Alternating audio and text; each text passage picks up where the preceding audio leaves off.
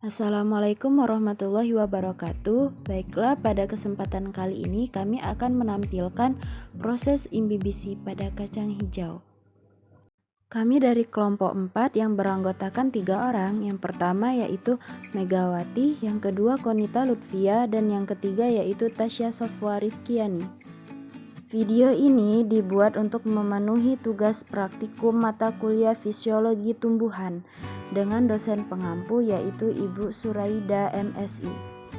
Sebelum kita melihat proses imbibisi, alangkah baiknya kita mengetahui apa itu yang dimaksud dengan imbibisi pada tanaman. Jadi, teman-teman, imbibisi pada tanaman merupakan salah satu proses difusi yang terjadi pada tanaman. Imbibisi merupakan masuknya air pada ruang interseluler dari konsentrasi rendah ke konsentrasi tinggi. Proses imbibisi di mana benih akan membesar, kulit benih pecah dan berkecambah serta ditandai oleh keluarnya radikula dari dalam benih. Berikut adalah bahan dan alat yang digunakan pada praktikum imbibisi kacang hijau.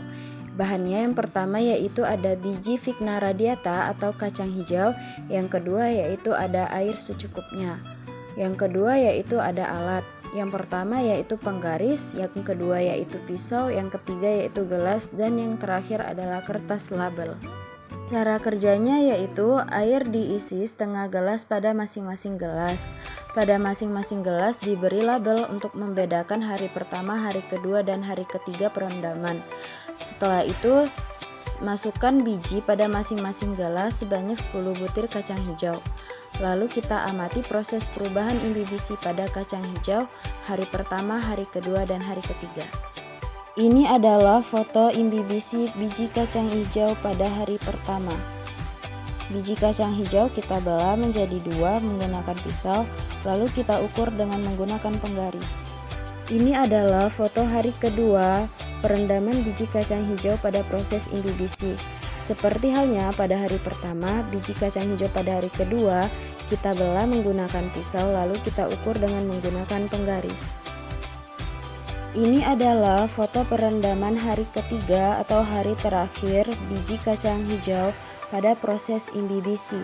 Seperti halnya pada hari pertama dan hari kedua, hari ketiga juga biji kacang hijaunya kita belah menggunakan pisau, lalu kita ukur dengan menggunakan penggaris. Ini adalah grafik hasil pengukuran biji kacang hijau kering dan perendaman biji kacang hijau hari pertama, biji kacang hijau hari kedua, dan biji kacang hijau hari ketiga.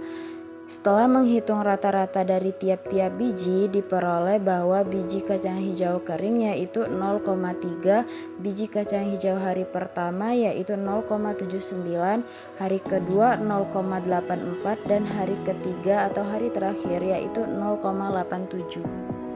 Terlihat pada grafik bahwa biji dari hari ke hari mengalami pertambahan ukuran yang sangat signifikan. Imbibisi tersebut tentunya dipengaruhi oleh beberapa faktor.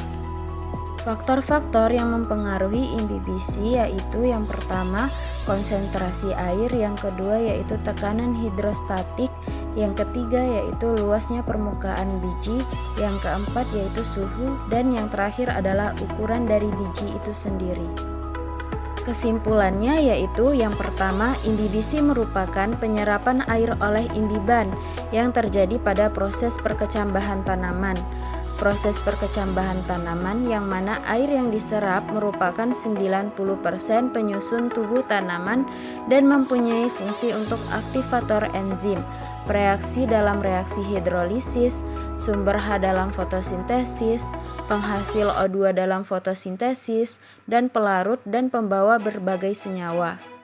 Yang kedua yaitu merembasnya larutan yang berkonsentrasi lebih kecil ke larutan konsentrasi yang lebih besar melalui dinding atau selaput semi-permeabel yang disebut osmosis.